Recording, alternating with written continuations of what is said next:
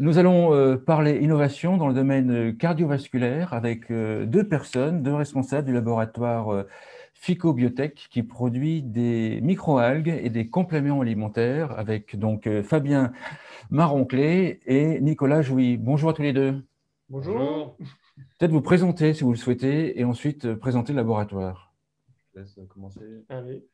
Bon, Nicolas Jouy, docteur en physiologie végétale. Là, je travaille dans les microalgues depuis 25 ans maintenant. Et donc, en 2010, avec l'aide d'un appui financier, nous avons monté le laboratoire Phycobiotech avec des collègues de l'université de Montpellier, moi-même. Et nous avons cherché à valoriser la production, enfin valoriser des produits à partir de microalgues que nous produisons. Nous avons un savoir-faire dans ce domaine. Nous obtenons des microalgues enrichies en certains oligoéléments. Donc cette valeur ajoutée nous permet de mettre en avant un savoir-faire et des applications dans le domaine thérapeutique et prévention du vieillissement. D'accord. Fabien, je vous laisse vous présenter si vous le souhaitez. Oui, bien sûr. Alors, je suis donc Fabien Maroncle, le directeur commercial du laboratoire Phycobiotech. Et donc, effectivement, tu as entamé la présentation du laboratoire.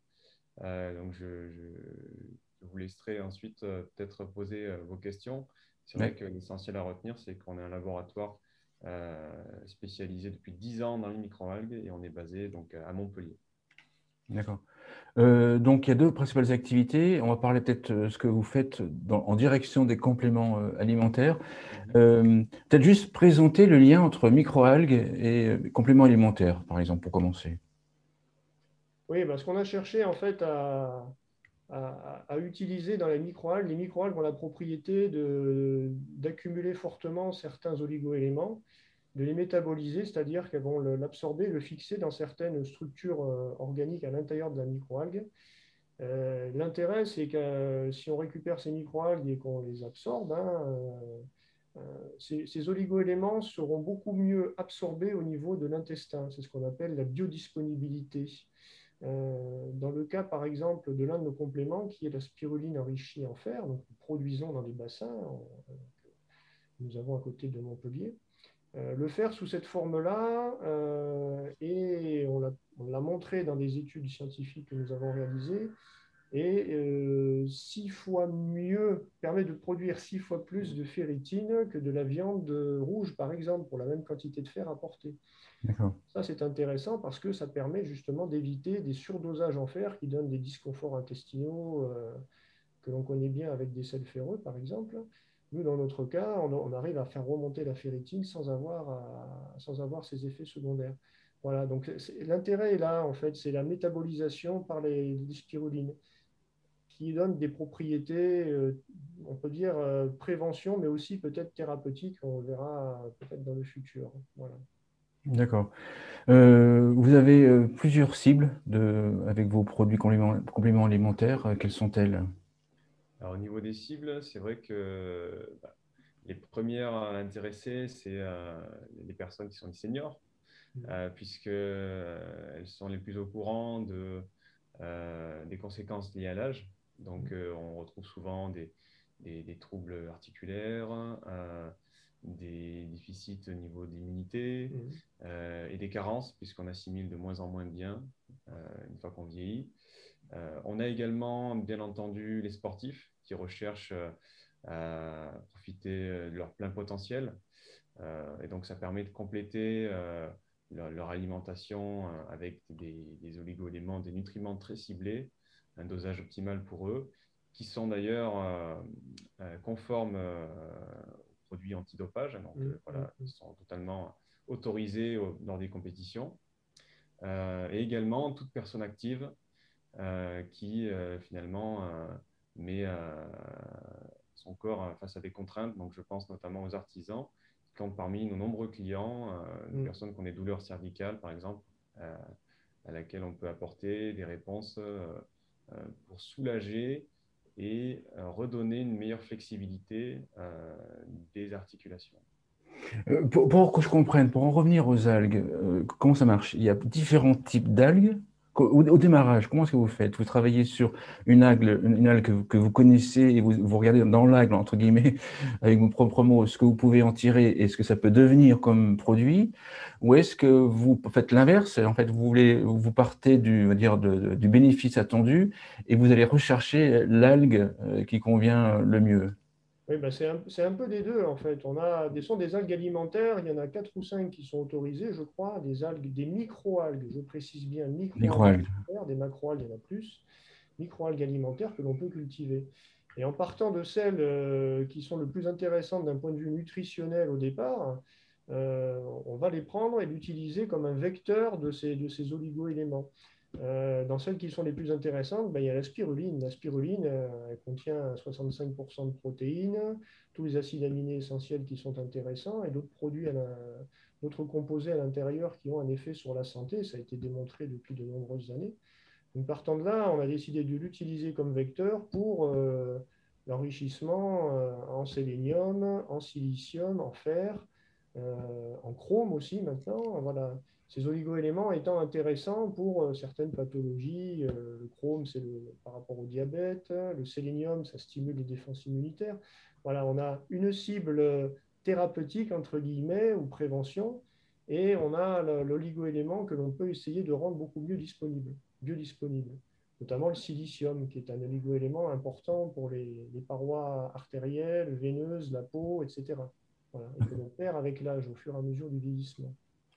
La connaissance des microalgues, on en est où? C'est le début? C'est un sujet qui est déjà très connu C'est pas mal connu, oui. On dit il y a encore des dizaines de milliers d'espèces de microalgues à utiliser.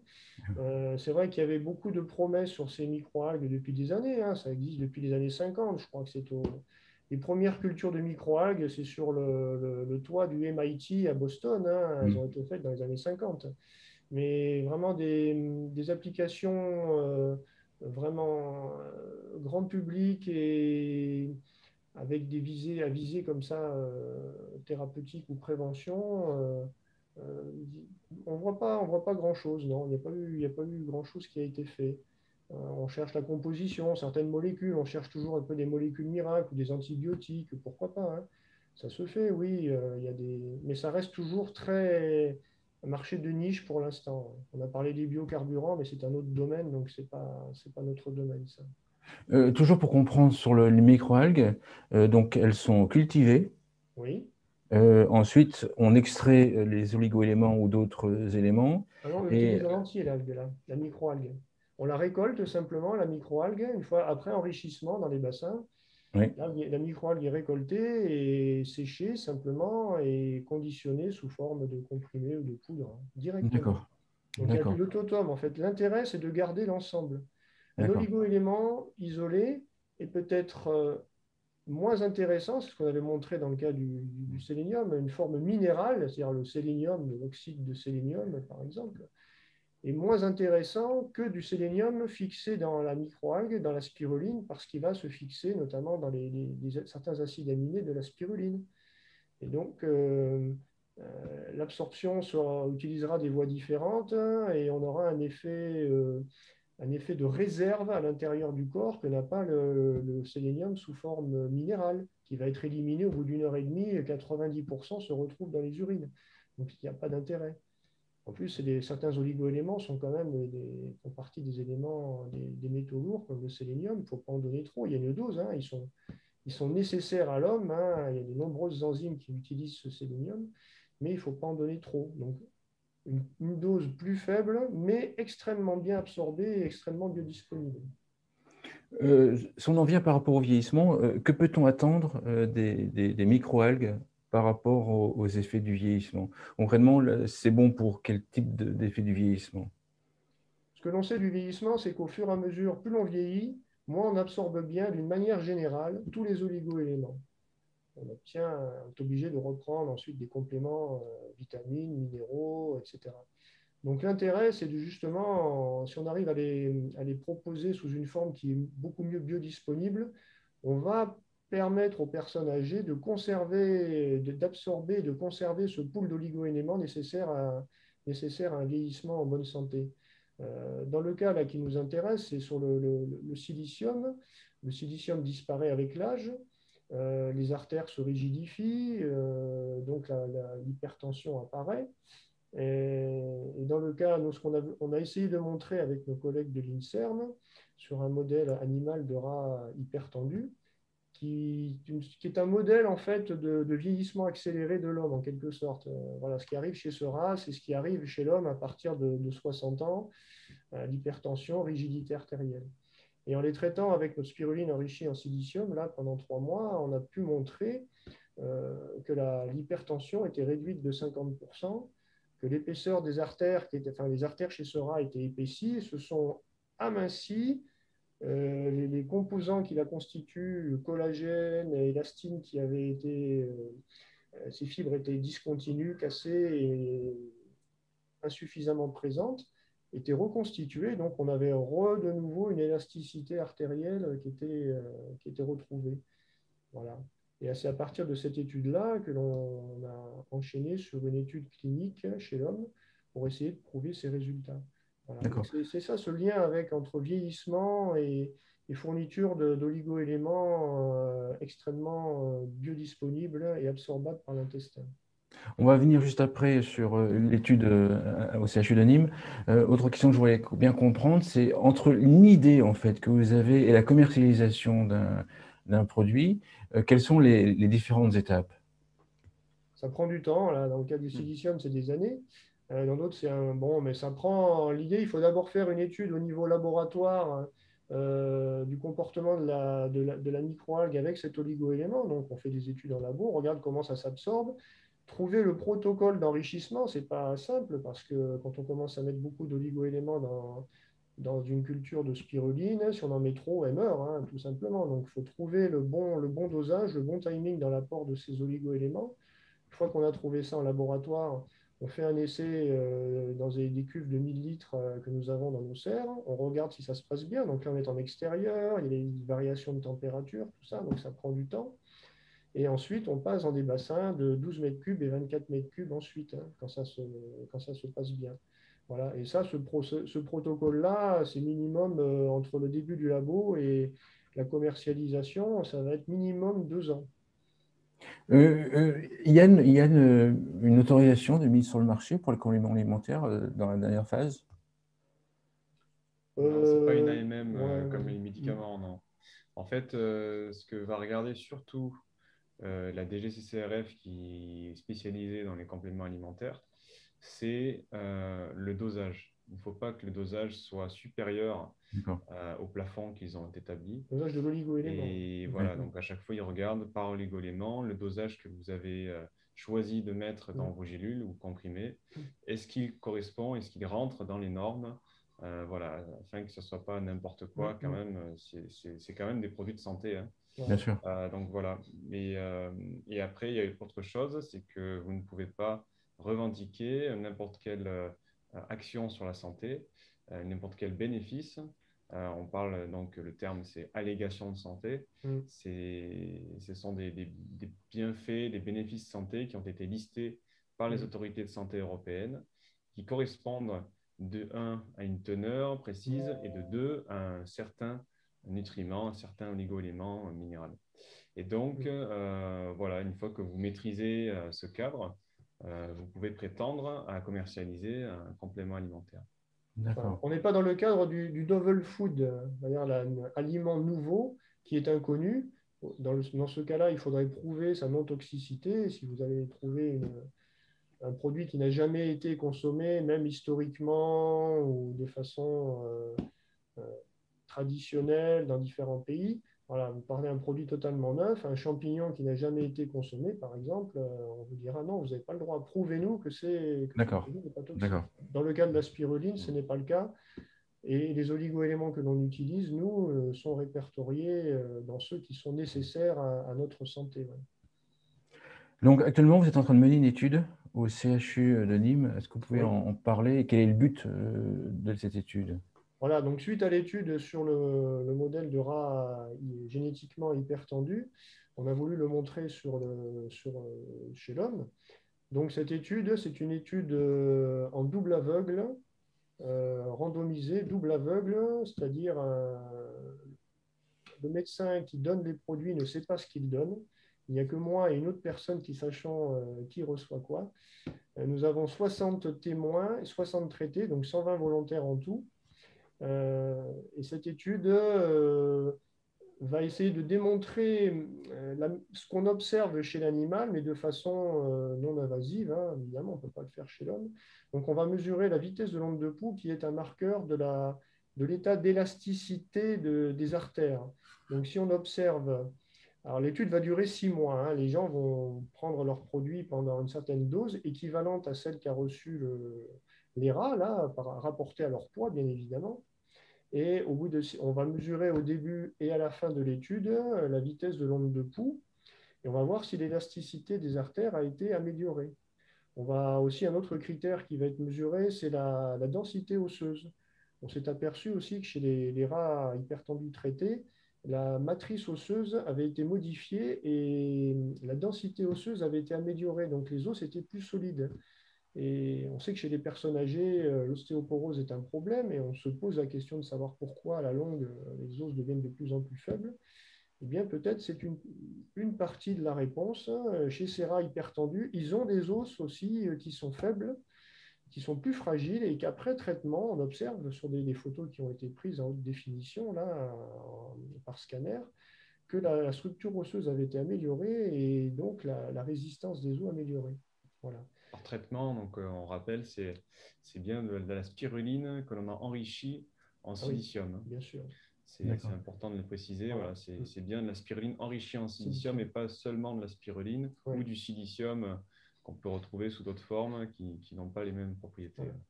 Dans le cas de la spiruline silicium, nous avons pu montrer aussi que la biodisponibilité de certains produits qui étaient vendus était assez faible parce que le silicium dans la nature a tendance à former directement des formes comme du verre organique, hein, de la silice, hein, qui n'est pas du tout absorbée par notre intestin. Ça, c'est important, hein, comme si on mangeait du sable. Donc ça, nous, on a pu montrer que justement, notre silicium restait sous une forme soluble absorbable. Pourquoi pour cette étude être passé par une étude, pourquoi pour cette étude être passé par une étude au CHU de Nîmes? Pourquoi mener une étude sur l'être humain au CHU de Nîmes et pas passer en direct, entre guillemets? Alors, les CHU Nîmes, pourquoi? Parce que l'étude qui avait été faite sur les rats était avec nos collègues de l'INSERM, là, de l'unité 1046 à Montpellier, était déjà, ils travaillent sur le cœur, hein, donc ils étaient en contact depuis toujours, hein, en partenariat avec le CHU de Nîmes. Le CHU de Nîmes a un appareil particulier qui permet de mesurer cette onde de pouls. Il y en a très peu en France, je crois. Donc, l'étude s'est faite, la décision s'est faite comme ça. On leur a fait confiance. Ils nous ont dit allez au CHU de Nîmes. Et vraiment, l'équipe sur place là-bas est très compétente. Ça a été compliqué un peu administrativement pour la déclencher, cette étude, tout le parcours administratif. Mais bon, c'est en cours et ils sont vraiment très, très compétents et très motivés pour la faire. Voilà. Alors, je crois que la question aussi, c'était pourquoi ne pas sortir directement le produit en pharmacie, on le formule et on le sort. C'est ça. C'est vrai qu'en fait, il y a d'abord une chose, c'est que l'enrichissement de la spiruline en oligoéléments, ça parle beaucoup aux professionnels de santé, aux gens qui ont une expertise dans les microalgues et la spiruline. Et c'est vrai que, par exemple, auprès du grand public ou d'autres acteurs, ce n'est pas forcément très clair. La plus-value, quelle est-elle? Est-ce qu'il y a vraiment un intérêt à prendre de la spiruline qui est enrichie en oligoéléments plutôt que la spiruline, on va l'appeler nature? Voilà. Et en fait, tous nos travaux mettent en évidence les bienfaits de l'enrichissement de la spiruline, donc en sélénium, en chrome, en zinc, en silicium, forcément, vu qu'on en parle beaucoup, vu qu'il y a une étude clinique. Et en fait, la spiruline enrichie en silicium, en plus d'avoir donc des bienfaits que n'a pas la spiruline nature, elle met en évidence que le silicium, c'est ce que disait le docteur Jouy tout à l'heure, en fait, le silicium, dans la nature, il y en a énormément. Vous en retrouvez dans le bambou, dans la prêle, etc. Mais on sait qu'on l'assimile très peu, voire pas du tout. Et avec l'âge, ça ne s'arrange pas, bien au contraire. Et pourtant, le silicium, il a été démontré à maintes reprises qu'il est important pour l'organisme, puisqu'il permet de consolider en quelque sorte le corps. C'est une sorte de ciment, si vous voulez, physiologique, qui permet à notre corps de tenir en place et de lutter contre le vieillissement. La spiruline enrichie en silicium donc, a le gros avantage de permettre au corps d'assimiler cette fois-ci réellement le silicium. Et effectivement, on ne peut pas se contenter d'un simple discours, vous voyez. D'accord. Il faut passer par une démonstration scientifique. Et il faut dire aussi quand même que les études précliniques que l'on avait menées avec nos partenaires, l'Université de Montpellier et l'INSERM, et l'INRA et CNRS, nous ont fortement, c'est nos partenaires qui nous ont fortement recommandé d'aller vers une étude clinique, puisque eux, ils voient passer beaucoup de projets. Et en fait, c'est assez rare d'avoir des effets aussi significatifs dans le domaine de la santé et qui plus est dans le domaine des compléments alimentaires. Aujourd'hui, il y a très peu d'innovation dans les compléments alimentaires. Vous voyez, nous, par exemple, c'est sur nos 10 produits, on a prouvé des choses, mais c'est sur ce produit-là où vraiment il y a un intérêt énorme pour l'avenir, pour les pathologies cardiovasculaires et articulaires, puisque on a en fait un double objectif avec cette étude. Et j'en viens à répondre à votre question. On va partir du principe que l'étude va montrer les mêmes bienfaits qu'on a obtenus sur les modèles animaux, mais cette fois-ci sur l'humain. Si c'est le cas, avec les autorités de santé européennes, on peut prétendre à l'obtention d'une allégation santé qui dirait on prévient le vieillissement prématuré du système cardiovasculaire humain, ce qui n'est pas rien, sachant qu'on sait que l'OMS, tous les ans, nous sonne que la première cause de mortalité dans le monde, c'est les pathologies cardiovasculaires. Et en plus de cela, on montrerait qu'effectivement, on permet de renforcer l'ossature. Donc voilà, on est vraiment sur ce projet-là. Et c'est vrai que si vous sortez un produit sans avoir démontré quoi que ce soit, vous vous retrouvez comparé aux compléments alimentaires que l'on voit beaucoup sur le marché, qui ne sont finalement que des extraits d'aliments souvent, ou des extraits de minéraux, de l'assemblage, voilà, de l'association, mais qui n'ont pas fait leurs preuves. Et c'est justement là, en fait, où il y a un problème, c'est que les compléments alimentaires, il faut le rappeler, c'est tout d'abord, ça complète l'alimentation, mais bien dosé et bien choisi, ça peut être un réel bénéfice, en fait, pour chacun, à condition, voilà, de bien s'orienter vers des produits qui ont été démontrés scientifiquement et qui ont un intérêt par rapport à ce que vous rencontrez comme pathologie. Voilà. D'accord, donc en fait, l'idée, je comprends, si je résume, l'idée, c'est aussi de sortir du lot entre les compléments alimentaires. Il y a compléments alimentaires, et l'idée, c'est de sortir du lot. Alors, après, ce qui m'intéresse, toujours, à mon avis, Fabien, vos compléments alimentaires, après, seront vendus en pharmacie. Oui. Comment est-ce que, enfin, moi, quand j'arrive dans une pharmacie ou une parapharmacie, puis qu'il y en a, il y a 5 rayons de produits comme ça, au moins 5. comment est-ce que vous allez, vous, faire pour sortir du lot? Parce que même s'il y a une boîte où c'est marqué allégation santé, enfin bref, est-ce que c'est la formation des pharmaciens et c'est les pharmaciens qui vont guider en tant que clients, ou est-ce que vous allez jusqu'à communiquer à destination des sportifs et des seniors? Alors, la réponse est double. Hein. C'est en fait effectivement un gros travail terrain de la part de nos équipes, donc nos délégués pharmaceutiques, qui viennent en fait. Donc, faut savoir qu'on est basé à Montpellier. On a des pharmacies sur tout le bassin méditerranéen et en Île-de-France. Voilà. Aujourd'hui, notre développement qui a débuté l'an dernier, voilà, s'étend sur ces zones-là. Et donc, comment ça se passe? Tout simplement, on forme effectivement les équipes officinales et bien entendu le pharmacien titulaire à nos produits, à notre activité. Et on leur fait bien comprendre que d'une part, nous produisons nous-mêmes les produits, ce qui n'est pas le cas de beaucoup de marques de compléments alimentaires. Entre parenthèses, j'en profite pour lancer un petit coup de gueule sur le fabriqué en France, qui en fait ne montre pas que c'est une entreprise qui produit en France, mais tout simplement que le conditionnement a été réalisé en France. Ah oui, d'accord. C'est important. D'accord. Voilà.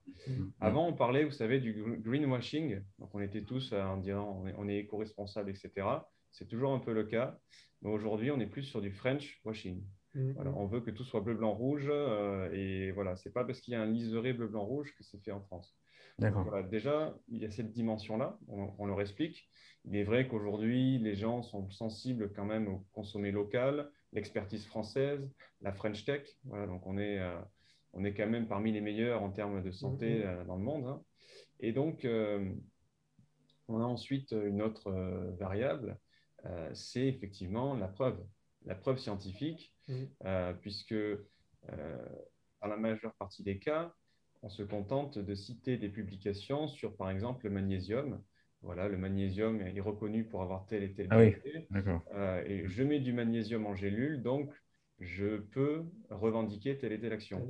Alors nous, on le fait, bien entendu, puisque ça s'appelle la littérature scientifique, c'est la base. Mais à cela se rajoutent nos propres publications, nos propres travaux de recherche qui démontrent les bienfaits, cette fois-ci, sur nos produits, donc de la spiruline enrichie en silicium, par exemple. Et donc là, c'est tout autre chose, puisqu'il y a une réelle innovation scientifique. Et effectivement, voilà, c'est un travail de longue haleine, puisqu'il faut mettre en évidence tous ces éléments, sachant que le pharmacien aujourd'hui, on sait qu'il est très préoccupé par la situation actuelle, ils sont en première ligne, mais voilà, il y a quand même une vraie demande aujourd'hui de la part du public d'avoir de la transparence, de consommer en circuit court, et surtout de s'assurer qu'il n'y a pas d'effets secondaires, d'effets indésirables avec la prise d'un complément alimentaire. C'est là où on peut les rassurer, parce que j'ai cité des études vantant les bienfaits. On a bien entendu des études démontrant la non-toxicité de nos produits. Donc voilà, ça me semble important de le préciser. Oui, et puis prouver que ce que l'on mange, enfin on mange en tant que complément alimentaire soit bien absorbé par le corps. Exactement, voilà, c'est le fameux terme biodisponibilité, donc la part que vous absorbez réellement par rapport à la quantité que vous ingérez. Voilà. C'est vrai que aujourd'hui, il y a un vrai problème, puisque le terme complément alimentaire, vous le disiez tout à l'heure, a perdu de sa valeur. Bien sûr. A perdu de sa valeur, notamment avec l'arrivée de produits tels que des bonbons contenant des actifs vitaminés. Donc, l'idée de départ serait bonne, puisque ça serait sensibiliser des personnes à prendre des vitamines et des minéraux, sauf que c'est maladroit. Pourquoi c'est maladroit? Puisque finalement, on va mettre du sucre, on va mettre une quantité insuffisante d'actifs. Les actifs, certes, ils sont efficaces, mais sous une forme classique, il en faut une certaine quantité pour qu'il y ait un effet.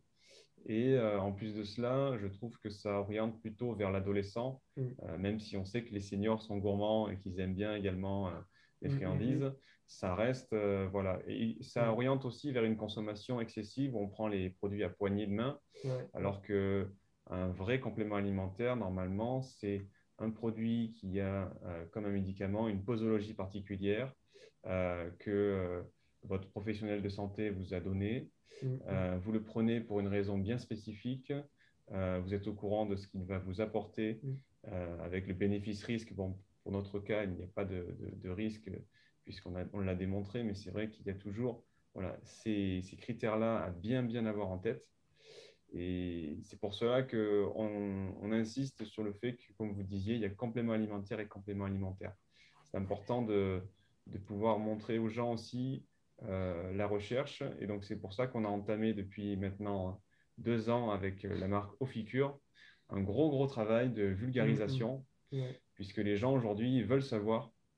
Les gens ne sont pas forcément passés par des cursus universitaires qui permettent de tout comprendre au niveau de la science, au niveau de la santé, au niveau de la chimie, comment ça se passe. mais quand bien même, on peut les renseigner, on peut les informer en utilisant les bons mots, en montrant en toute transparence les publications qu'on peut retrouver sur notre site, les études.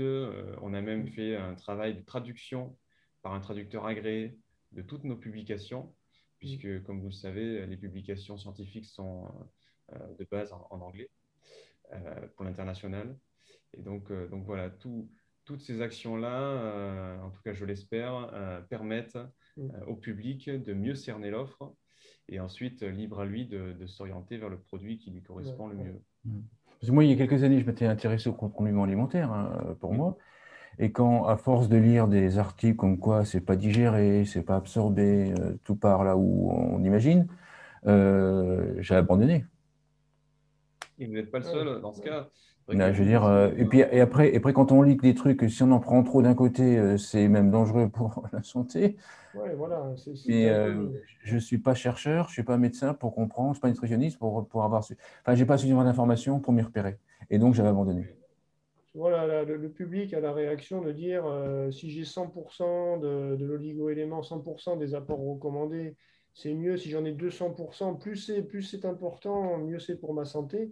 Ce n'est pas vrai. Il Ouais, faut, c'est ça. faut Ouais, le bien sûr. dire parce que le corps, quand il y a un excès, il va d'abord éliminer l'excès. Donc, ça ne sert à rien d'en apporter trop. Il vaut mieux en apporter des quantités plus faibles, mais extrêmement bien absorbées. Donc, on évite les effets secondaires.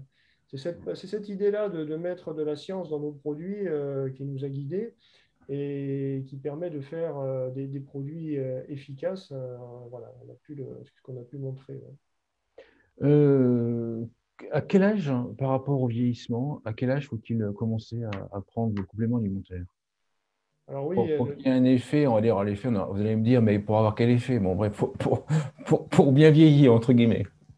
on sait bien qu'à partir de 40-50 ans, on commence à avoir des problèmes qui apparaissent, hein, un peu d'hypertension, plus ou moins tôt chez certaines personnes. C'est fonction aussi de facteurs à la fois familiaux, hein, génétiques, d'alimentation aussi, hein. On dit à la malbouffe. La malbouffe, c'est dramatique au niveau effet sur la santé. Donc, d'une manière générale, oui, chez les seniors, il faut essayer de se supplémenter à partir de 50, 60 ans, là, pour compenser justement cette malabsorption d'oligo-éléments. Et d'un autre côté, comme on le fait hein, sur les sportifs, parce que les sportifs sont extrêmement. L'effort intense génère énormément de stress oxydatif qui génère de l'inflammation. Donc, il faut donner les éléments qui permettent de lutter naturellement contre ça. Notre corps est équipé pour lutter contre l'inflammation et le stress oxydatif. Le sélénium est un de ces oligo-éléments à travers une enzyme qui neutralise les radicaux libres dans le corps. Il consomme beaucoup de fer, hein. L'effort musculaire nécessite du fer, donc on va emmener du fer. Ou dans le cas du silicium, eh bien, les efforts musculaires, c'est de l'inflammation des endons, des ligaments, des blessures. On a pu montrer, mais de façon informelle, que sur des fractures, on avait une consolidation plus rapide avec la spiruline silicium, mais c'est peut-être le corollaire de ce qu'on a vu chez les Avec- rats sur la avec- structure ouais. osseuse. Voilà, donc les sportifs vont en tirer bénéfice, oui. Peut-être que quelqu'un qui est en bonne santé, qui n'a aucune pathologie, il prend nos produits, il ne verra pas d'amélioration. Par contre, quelqu'un effectivement qui a déjà de l'âge et commence à avoir des pathologies limites, on tirera bénéfice de nos produits, bien sûr.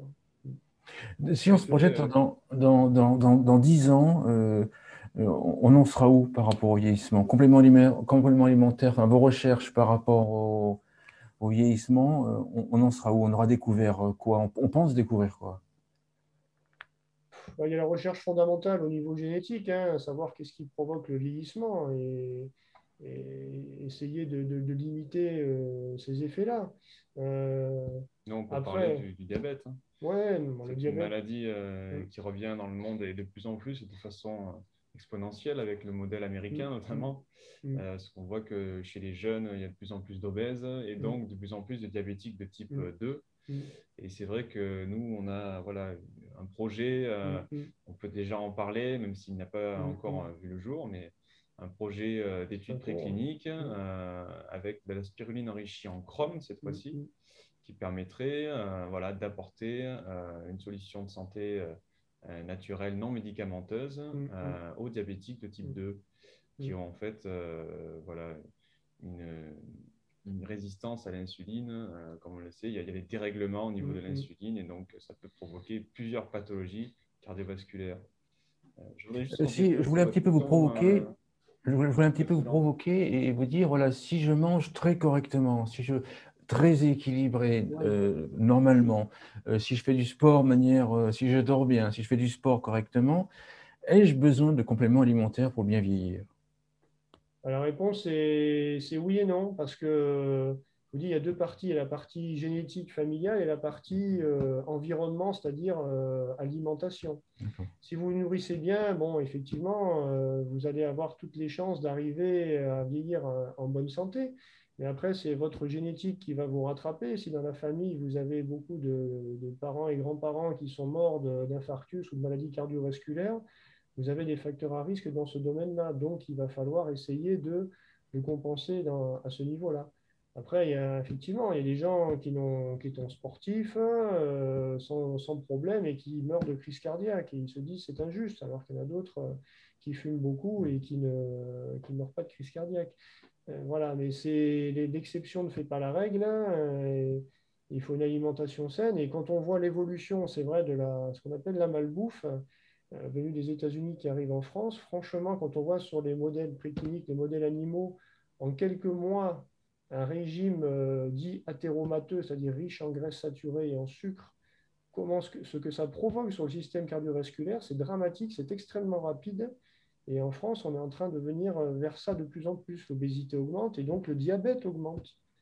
Et c'est ce qu'on appelle, les gens sont habitués au terme de comorbidité, ben, ce sont des comorbidités dans lesquelles le Covid actuellement fait son lit. Donc, en diminuant, si on avait une meilleure alimentation, oui, le Covid aurait moins d'impact sur notre population. Ouais. Voilà. Après, je vais préciser aussi quand même que on parle que finalement de la malbouffe. Il y a aussi des gens qui mangent très bien, mais on sait aujourd'hui que l'eau, par rapport à il y a 30 ans, n'est plus la même au niveau des minéraux, au niveau de ce qu'elle apporte. Les végétaux et donc l'alimentation que nous consommons, puisque les animaux consomment également les végétaux, a changé et pas en bien. On sait qu'il y a aujourd'hui des carences, ou en tout cas des teneurs en vitamines et minéraux qui sont excessivement inférieures par rapport à il y a 50 ans. Et donc, la supplémentation voilà, est justifiée en ce sens. Par contre, en effet, en fonction de l'âge, on ne va pas se supplémenter avec les mêmes produits, avec les mêmes teneurs, en fonction aussi de l'activité physique, la dépense énergétique, bien entendu. Mais il reste des carences qui sont indépendantes de l'alimentation. Je pense notamment aux carences en fer chez les femmes, où là, il y a un problème tout simplement physiologique. Et autant il y a des personnes qui nécessitent un traitement médical, autant il y a des personnes qui peuvent s'orienter vers une solution de santé non médicamenteuse sous couvert d'un suivi d'un professionnel de santé. D'accord. Voilà. Une conclusion à l'émission?